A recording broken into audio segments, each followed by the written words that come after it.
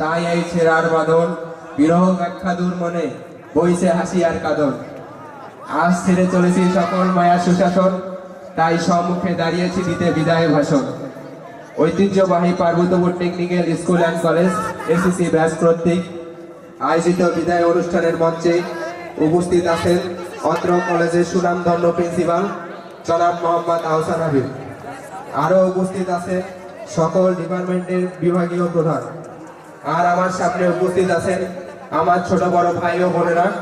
সকলের প্রতি রইল আমার আন্তরিক সালাম, আসসালামু আলাইকুম ওয়া রাহমাতুল্লাহ। Parbatipur technical school and college এক আবেগ, অনুভূতি, ভালোবাসার এক নাম। আমি পার্বতীপুর টেকনিক্যাল স্কুল অ্যান্ড কলেজের একজন ছাত্র। আগামীকাল আর থাকবো না। একটা কথা শুনতে খুব তৃপ্ত লাগলো, আগামীকাল থেকে আর আমি বলতে পারবো না আমি পার্বতীপুর টেকনিক্যাল স্কুল অ্যান্ড কলেজের ছাত্র। আমাকে বলতে হবে আমি পার্বতীপুর টেকনিক্যাল স্কুল অ্যান্ড কলেজের একজন ছাত্র ছিলাম। আগামীকাল থেকে আমি আর হয়তো বলতে পারবো না আমি পার্বতীপুর টেকনিক্যাল স্কুল অ্যান্ড কলেজের মাঠে দাঁড়িয়ে সবার সাথে অ্যাসেম্বলি করি। আমাকে বলতে হবে আমি পার্বতীপুর টেকনিক্যাল স্কুল অ্যান্ড কলেজের মাঠে দাঁড়িয়ে সবার সাথে অ্যাসেম্বলি করতাম। তাহলে আজকের পর থেকে সকল কিছু অতীত হয়ে দাঁড়াবে। হ্যাঁ, আজকেই শেষ।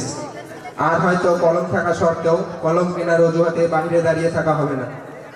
আর হয়তো সাজ্জাদ স্যার আমাদেরকে ক্লাস করার জন্য ক্লাসে ডেকে ডেকে আনবে না। আর হয়তো রৌফ স্যারের ভয়ে চুক্তি করে ক্লাসে বসে থাকতে হবে না।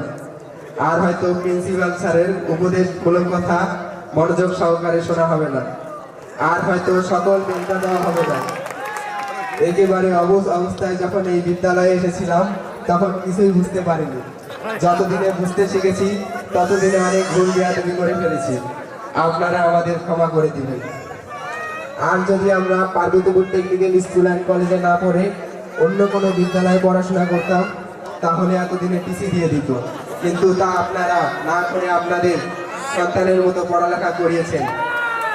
আর আমাদের স্কুলের জুনিয়র ভাই ও বোনেরা, জানি না তোমাদের কতটুকু ভালোবাসা দিয়েছি, কিন্তু তোমাদের থেকে যতটুকু ভালোবাসা পেয়েছি তা জীবনও ভোলার নয়।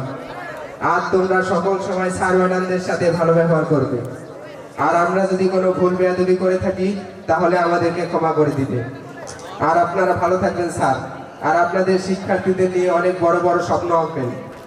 তবে দাবি দাঁড়ায় যারা ছাত্রছাত্রী, আজকের সব কিছু অর্থহীন ছিল আজকের এই শিক্ষকদের ছাড়া।